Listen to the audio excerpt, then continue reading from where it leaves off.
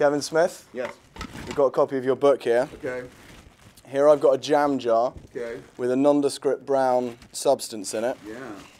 It is rather nondescript. It's a potato gun. It's Nutella, isn't it? Ah, here's a potato gun. Okay. And a potato for some ammo.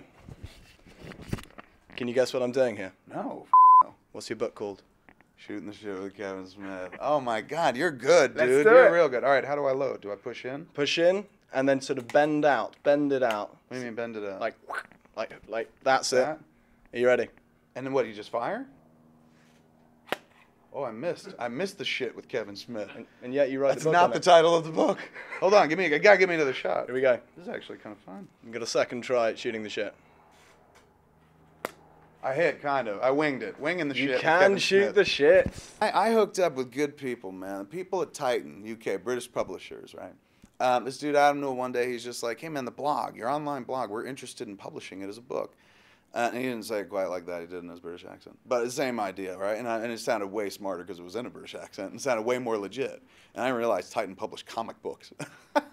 But I was like, hey man, a comic book company wants to publish my book. You want to publish the blog, dude? It makes no sense. Nobody's going to read new media in an old media format when they can read it free online. And so he was just like, I don't know, I think it'll work.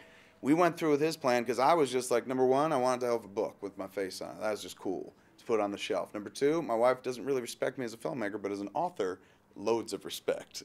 She finds books respectable. So she's very, very into me as an author, so I was like, all right, let's go through with it. And that book turned into a New York Times bestseller. We were all shocked. We were like, how the heck did this happen?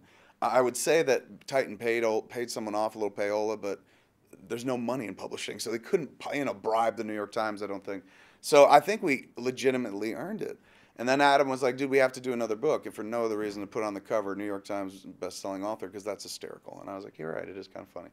So we were trying to figure out what to do. We thought of maybe doing a coffee table type book of like a retrospective of my career.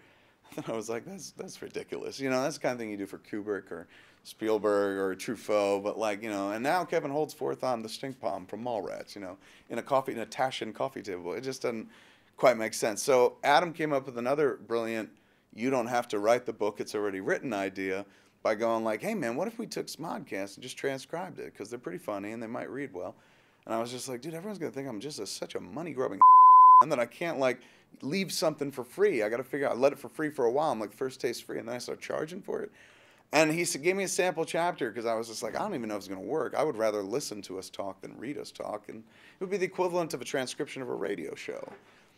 And he gave me a section of it, and it made me chuckle. I was just like, this is actually funny. This thing made me chuckle out loud. And I lived it, so I shouldn't be chuckling. But I am the world's biggest Kevin Smith fan, so I was like, I'm not to be trusted. And I turned it over to Scott, because Scott hates everything. You know, he just loathes everything. He's got such a low opinion of most things in the world. And our podcast he never listens to because he hates the sound of his own voice.